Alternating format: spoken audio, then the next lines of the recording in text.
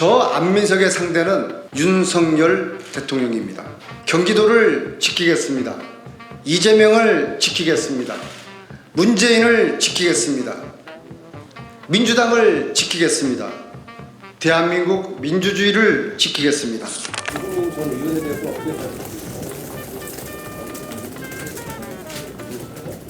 근데 그분은 낙동강 오리알이셨는데 이거 한강 오리알이 되지 않을까 걱정이 됩니다.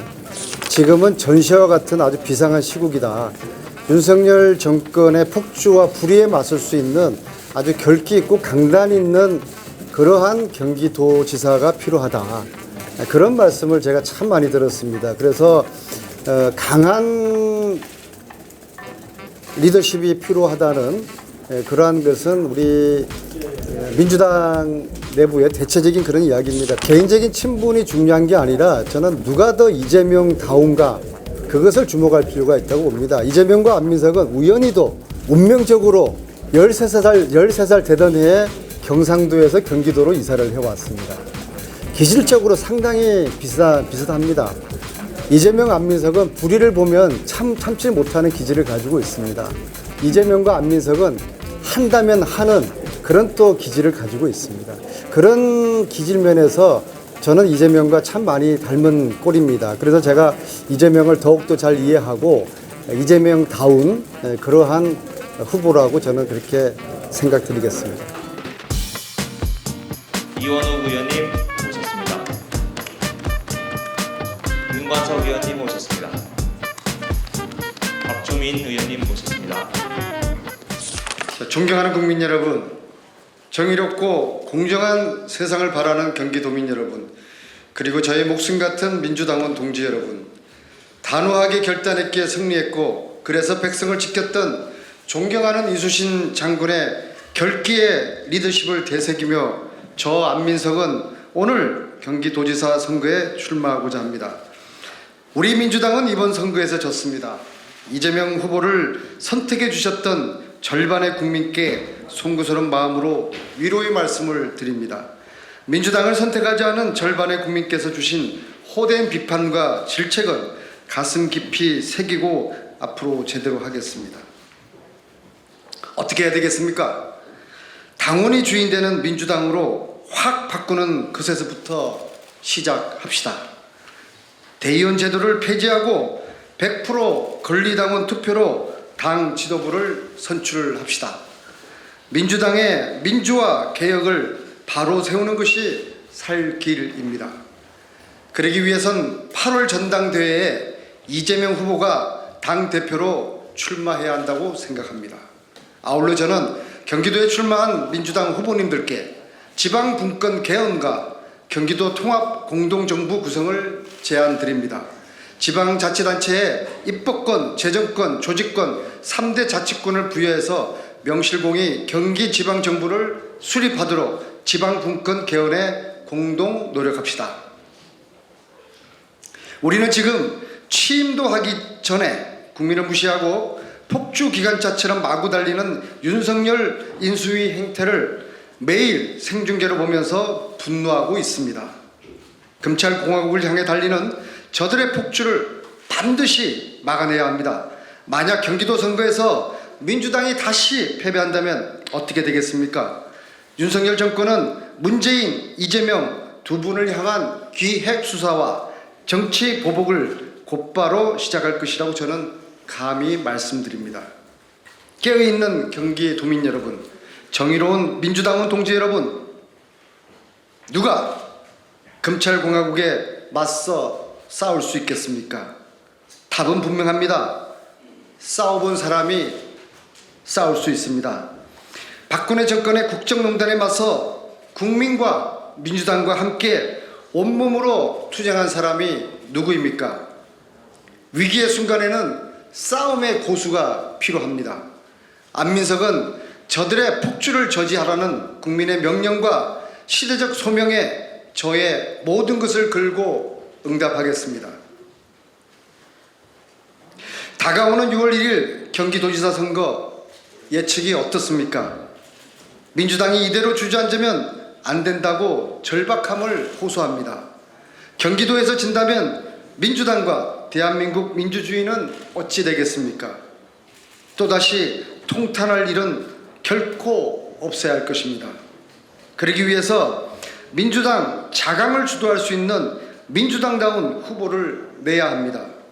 누가 윤석열 대통령과 상대할 민주당 후보입니까? 야만의 시대를 온몸으로 맞설 경기도지사는 누구여야 합니까? 저 안민석 민주당 이름으로 승리하고 민주당과 함께 경기도청으로 들어가겠습니다. 바로 지금이 안민석을 쓰일 때입니다. 경기도 발전을 염원하는 경기도민 여러분, 이재명의 경기도정을 이어받아 안민석이 더 크게 키우겠습니다. 이재명 후보의 정책 공약을 그대로 승계하겠습니다. 특히 취임 즉시 코로나19 피해를 신속하고 충분하게 보상하겠습니다. 안민석의 이재명 플러스 5 공약으로 이재명을 더 키우겠습니다. 경기도를 더 키우겠습니다. 오늘은 간단히 5가지 공약을 말씀드리겠습니다. 첫째, 10-10-1 전략으로 경기도를 10배 더 키우겠습니다. 10개의 광역 상생생활권을 구축해서 10개의 행복 기반 공공시설을 확충하여 특화 산업을 발전시키겠습니다. 하나의 철도, 경기도를 잇는 원철도로 경기도 10개 상생생활권을 하나로 연결하겠습니다. 경기도의 동서남북의 생태관광지대, 혁신성장지대, 미래산업지대, 평화경제지대를 구축하겠습니다. 둘째, 반도체 대학을 설립하겠습니다. 셋째, 경기도 예산의 10%를 교육에 투자하겠습니다. 넷째, 경기문화예술체육 르네상스의 꽃을 피우겠습니다. 다섯째, 청년을 위한 O20 벤처 창업센터를 건립하도록 하겠습니다. 세부적인 공약 내용은 추후 공약 발표 시 말씀드리도록 하겠습니다. 이러한 안민석의 이재명 플러스 5 프로젝트로 서울에서 이사하고 싶은 경기도를 만들겠습니다. 31개 시군의 균형 발전을 책임지겠습니다. 시작은 이재명, 완성은 안민석이 하겠습니다. 정의롭고 공정한 세상을 바라는 경기도민 여러분, 저 안민석의 상대는 윤석열 대통령입니다. 이수진 장군님의 결기로 윤석열 정권과 맞서겠습니다. 제 안민석 모든 것을 걸고 지키겠습니다. 경기도를 지키겠습니다. 이재명을 지키겠습니다. 문재인을 지키겠습니다. 민주당을 지키겠습니다. 대한민국 민주주의를 지키겠습니다. 강함이 필요한 이 순간에 생각나는 후보, 민주당과 함께 승리할 수 있는 후보, 안민석이 해내겠습니다. 이재명에 이어 안민석이 해내겠습니다. 안민석에게 승리의 힘을 모아주십시오. 두 번 지지 않겠습니다. 민주당은 할 수 있습니다. 감사합니다.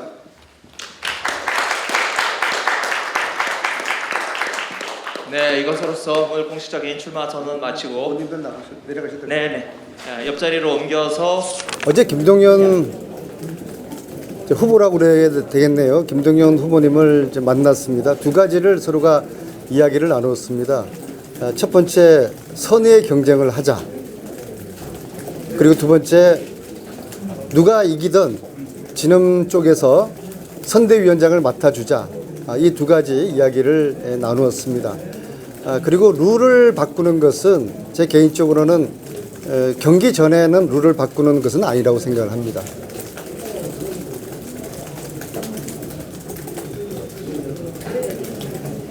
네. MBN 손한백 기자입니다. 관련한 질문인데요. 김동연 후보께서는 특히 이제 구체적으로 하나 예시를 들면서 권리당원 지금 50%를 이게 밖에서 이렇게 안으로 들어온 후보에게는 상당히 불리한 조건이라고 본다라고 구체적으로 예시를 들어서 얘기를 했거든요. 혹시 이 부분 좀 얘기를 만약에 요청이 있다면 얘기를 나눠보실 생각은 있으신지요? 룰은 후보자에 따라서 유불리가 있을 수가 있습니다.